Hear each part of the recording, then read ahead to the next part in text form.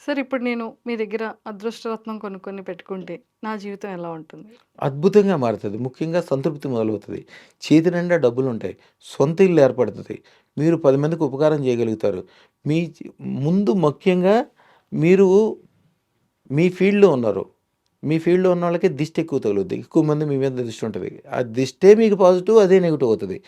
దిష్టి పాజిటివ్‌గా మారుస్తది. దీన్ని పురసవేది రత్నం అంటారు. పురసవేది రత్నం అంటే ఇనుమును బంగారంగా మార్చేది ఇదే.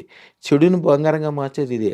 ఆ దిష్టి మూలాన ఇప్పుడు దిష్టి ఎక్కువ కనిపిస్తే కదా హీరోయిన్‌లకి ఎక్కువ వచ్చేది.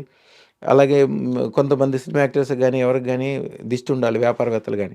ఆ దిష్టి పాజిటివ్ దిష్టి ఉండాలి. అదృష్టరత్నం ఉన్న చోట వాడు ఏ దిష్టి పెట్టినా వీళ్ళకి అనవసరం. మీ దగ్గరికొచ్చేసరికి అది పాజిటివ్ కింద మారిపోతది. అంతే అంటారు. ఆ! మీ అబ్బా! అంతటికి మీకే అయితే తెల్ ఇప్పుడు ఇవన్నీ వస్తాయంటారు.